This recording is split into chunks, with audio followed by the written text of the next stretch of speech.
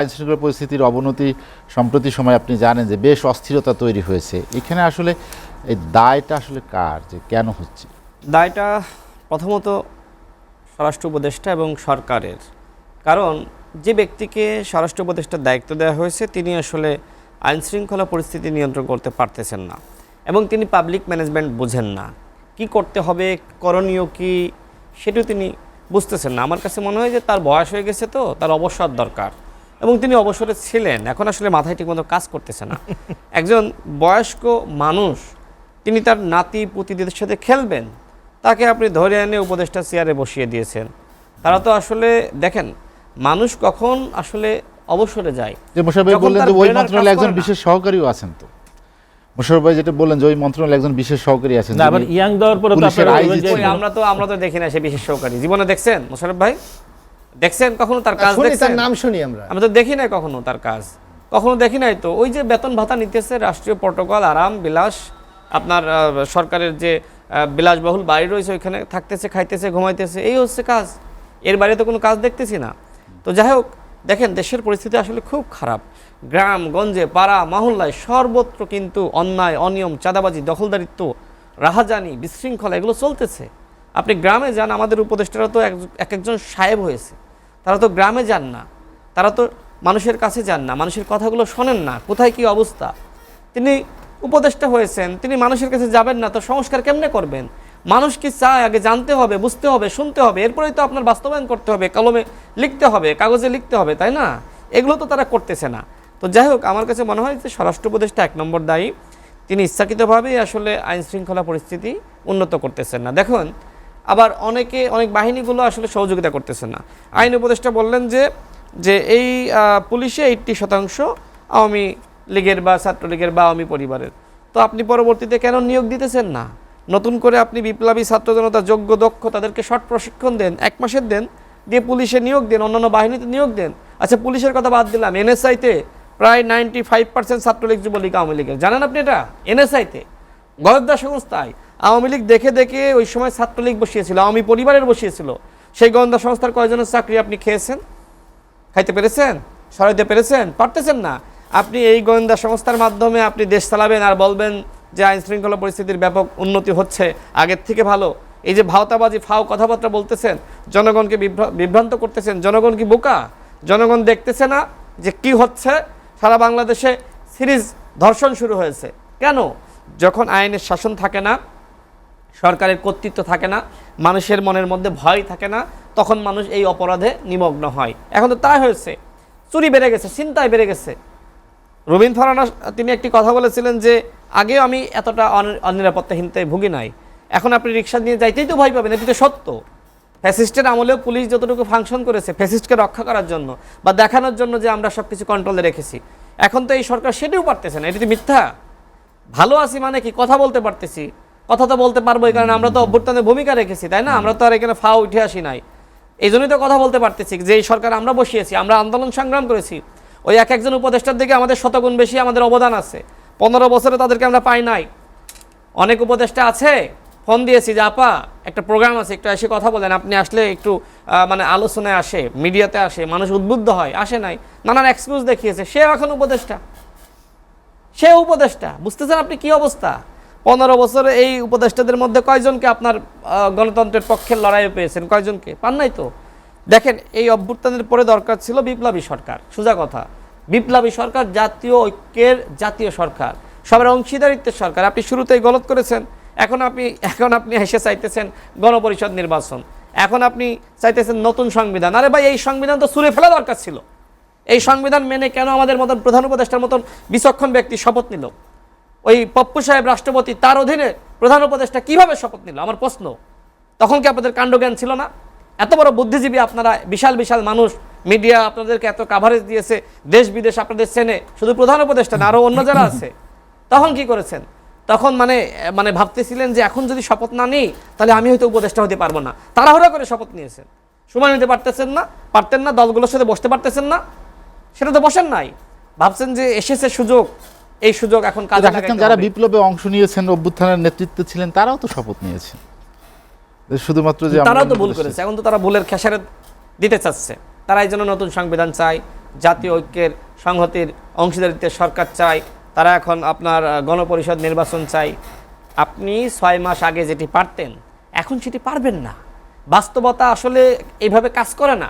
আপনাকে বাস্তববাদী হতে হবে যে আপনি শুরুতে যেটি পারতেন, ওবায়দুল কাদেরকে তো আপনি চাইলে ওই সময় সারাশি অভিযান চালিয়ে গ্রেপ্তার করতে পারতেন, এখন পালিয়ে গেছে, কেমনে ধরবেন? হাসিনাকে যদি বিপ্লবী ছাত্র জনতা বলতো বা সেনাবাহিনী বা অন্যান্য বাহিনী যে হাসিনাকে পালাইতে দিব না, হাসিনাকে এখন জেলে পাঠাবো, হাসিনা পালাইতে পারতো?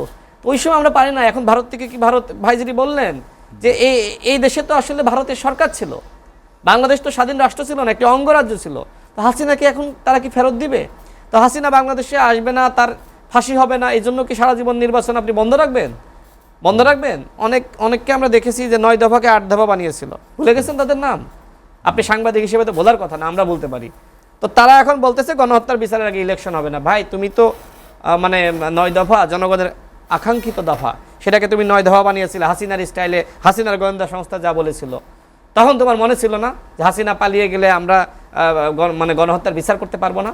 তো যাই হোক, বিপ্লবের পরে অনেক বিপ্লবী দেখতেছি, অনেককে সারা জীবন ধরে আমরা যারা রাজপথে ছিলাম অনেককে দেখি নাই, টকশোতে এসে বসিয়ে দেয়, আমি তা চিনিও না, সে দাবি করে আমি বিশাল বিপ্লবী, গণ অভ্যুত্থানে আমার এই ভূমিকা ছিল।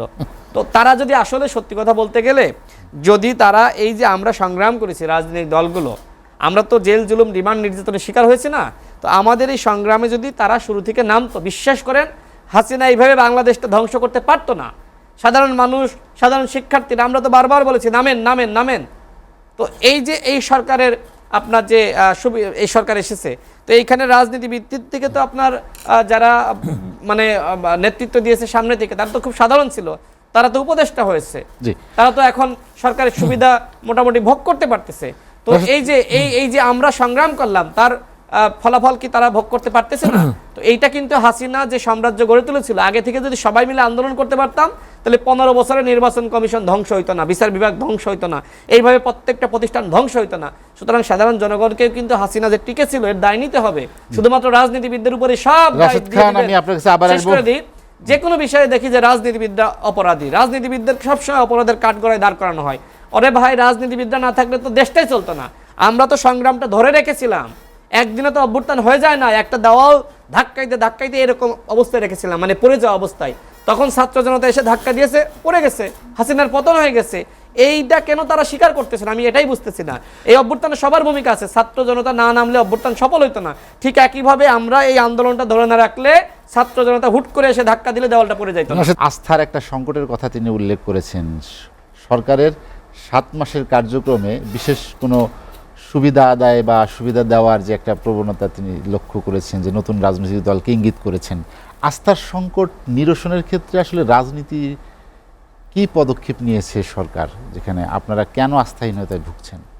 না, সরকারের পক্ষ থেকেই তো আসলে নতুন দলকে আশীর্বাদ জানানো হচ্ছে। সরকার প্রধান নিজেই বলছেন ছাত্রদের উচিত দল গঠন করা, অন্যথায় এই গণ অভ্যুত্থান হাইজ্যাক হয়ে যাবে।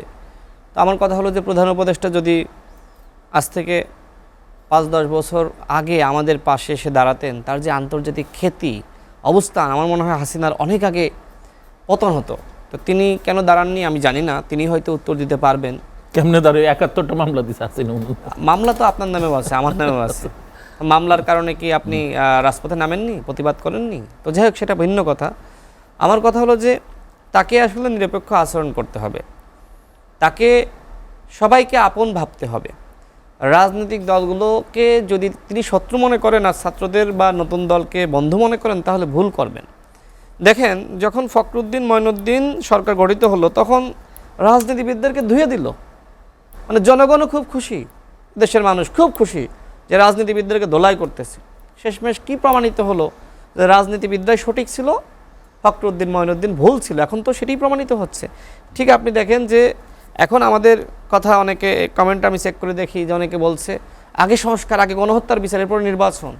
ভাই, যে কমেন্ট করতেছে সে কি বুঝতেছে যে গণহত্যার বিচার যদি তারা করতো তাহলে এই ডেবিলগুলোকে আগে ধরতো, 300 ডেবিলকে ধরতো যারা ডামি এমপি হাসিনাকে ক্ষমতায় রেখেছে, সহযোগিতা করেছে। বড় বড় ব্যবসায়ীরা যারা ছিল, যারা বলেছে যে জান্নাতেও যাব হাসিনার সাথে, জাহান্নামেও যাব হাসিনার সাথে, আজীবন থাকবো হাসিনার সাথে, তাদেরকে ধরতো। কয়জনকে ধরেছে আপনি বলেন তো ভাই? এরা বুঝতেছে না যে এই সরকার ফাঁক ফকর দিয়ে কি করতেছে।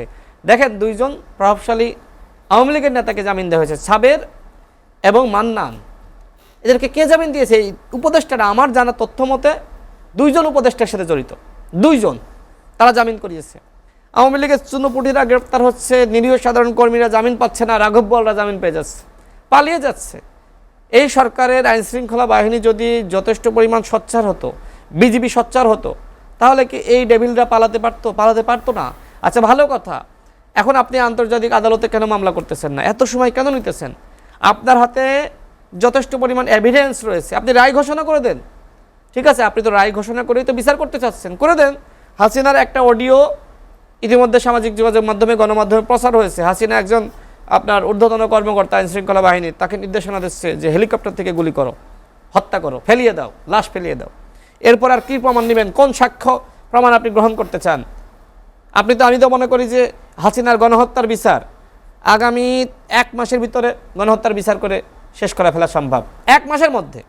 এবং আওয়ামী লীগকে নিষিদ্ধ ভাই করতে হবে, সোজা কথা। আওয়ামী লীগকে নিষিদ্ধ না করলে, আওয়ামী লীগ যদি আগামী নির্বাচনে অংশ নেয়, তাহলে কেল্লা ফতে ভাই। আওয়ামী লীগ, আমি আগেই বলেছি, আওয়ামী লীগ হবে বিরোধী দল। আওয়ামী লীগ যদি আগামী নির্বাচনে অংশ নিতে পারে, আর আমাদের ছাত্র বন্ধুরা অনেকে এখন জোশে রয়েছে, অনেক বড় বড় কথা বলছে, ভাই তাদেরকে ছাড়বে না, আমাদেরকে ছাড়বে না। আমাদের বোঝা উচিত জাতীয় ঐক্যমত কেন ভেঙে পড়তেছে। আজকে আপনার দাবি থাকলে আপনি সরকারকে জানান, লিখিত প্রস্তাবনা দেন, লেখেন যে মাননীয় সরকার তো ডাকে আমার এই প্রস্তাবনা। আপনি কেন সামনে থেকে নানা এক সময় এক ধরনের বয়ান সামনে এনে আপনি একটা বিশৃঙ্খলা রাজনৈতিক দলগুলোর ভিতরে আপনি এই ধরনের মত পার্থক্য সৃষ্টি করতেছেন? যে এক সময় শেষ হয়েছে, সর্বশেষ বলি, দেখেন সর্বশেষ হলো যে এই যে আমাদের 3 জন উপদেষ্টা ছিল, একজন পদত্যাগ করেছে। এখন কি অবস্থা আছে যে রাজনৈতিক দলগুলো টানাপোড়েন নিরসনের সময় আছে কিনা? বা অবশ্যই সময় আছে। আমরা হাসিনার বিরুদ্ধে আমরা ঐক্যবদ্ধ হয়েছি না? ঠিক আমরা আমাদের স্বার্থে, আমাদের নিজেদের বাঁচার প্রয়োজনে, দেশকে সমৃদ্ধ করার প্রয়োজনে অবশ্যই ঐক্যবদ্ধ হওয়া সম্ভব। কিন্তু সেই দায়িত্ব কার? এই সরকারের। যখন এই সরকারের সহযোগিতায়, পৃষ্ঠপোষকতায়, আশীর্বাদে একটা নতুন দল গঠিত হয়, প্রধান উপদেষ্টা যখন আশীর্বাদ জানান, তিনি পুরাতন দলগুলোকে ধুয়ে দেন, আর নতুন দল ক্ষমতায় না আসলে গণ অভ্যুত্থান হাইজাক হয়ে যাবে, তখন কিংবা ঐক্য থাকে? বরং প্রধান উপদেষ্টাকে দায়িত্বশীল আচরণ করতে হবে এবং অন্যান্য উপদেষ্টাদেরকে দায়িত্বশীল আচরণ করতে হবে। প্রেস সচিব তিনি বলেন যে আগামীতে নাহিদ ইসলাম হবে প্রধানমন্ত্রী, তিনি সেই সম্ভাবনা হতে পারেন। এই বক্তব্য যখন দেন, মানুষের বুঝতে বাকি থাকে। আরেকজন উপদেষ্টা, ছাত্র উপদেষ্টা, তিনি এই এনসিপি এই দলকে তিনি আশীর্বাদ জানিয়েছেন। ভাই, আপনি যদি প্রেম করবেন ভাই প্রকাশ্যে করেন, আপনাকে কেন পরকীয়া করতে হবে আমারে বলেন তো? দেখেন, একজন যেহেতু পদত্যাগ করেছে, তারা রাষ্ট্র সংস্কারের কমিটমেন্ট নিয়ে বা জনগণের কাছে তারা আমানত করেছিল যে আমরা রাষ্ট্র সংস্কার করব, গণহত্যার বিচার করব। যেহেতু একজন পদত্যাগ করেছেন, বাকি 2 জনের এখন আর কাজ কি, ফাংশন কি? আমি মনে করি যে বাকি 2 জন পদত্যাগ না করলে জনগণ কিন্তু নিরপেক্ষ সরকারের দাবি করবে। কারণ কি, হাসিনার অধীনে আমরা বলেছি অবাধ, সুষ্ঠু, নিরপেক্ষ নির্বাচন হতে পারে না। এই 2 জন ছাত্র উপদেষ্টা এই সরকারে থাকলে অবাধ, সুষ্ঠু, নিরপেক্ষ নির্বাচন হতে পারে, সেটি মানুষ বিশ্বাস করবে না। এবং একই সাথে আপনি জানেন, বিভিন্ন দপ্তরে, প্রতিষ্ঠানে, সরকারের বিভিন্ন সেক্টরে, হাসপাতালে, অফিসে, বিভিন্ন জায়গায় কিন্তু ছাত্র প্রতিনিধি নিয়োগ করা আছে। তাদেরকে আপনি সরাবেন না? ছাত্ররা এখন দল গঠন করে ফেলিয়েছে। বৈষম্য বিরোধী এবং জাতীয় নাগরিক কমিটি বা অন্যান্য ফাংশনাল যে ইনস্টিটিউশন বা অর্গানাইজেশন ছিল, নাহিদ ইসলাম এটি ভালো একটি ঘোষণা দিয়েছে যে বৈষম্য বিরোধী ইতিমধ্যে আর এটির কার্যপ্রক্রিয়া নাই, ঘোষণা দিয়েছেন। তাহলে এই ছাত্র প্রতিনিধিরা এই বিভিন্ন প্রতিষ্ঠানে আর কি করবে? তাদেরকে সরিয়ে দেন। এদেরকে বিভিন্ন দপ্তরে রাখলে নিরপেক্ষতা হারাবে সরকারের। দ্রুত সময়ের মধ্যে এই 2 জন ছাত্র উপদেষ্টা এবং বিভিন্ন সেক্টরে যে ছাত্র প্রতিনিধি রয়েছে তাদেরকে পদত্যাগ করতে হবে।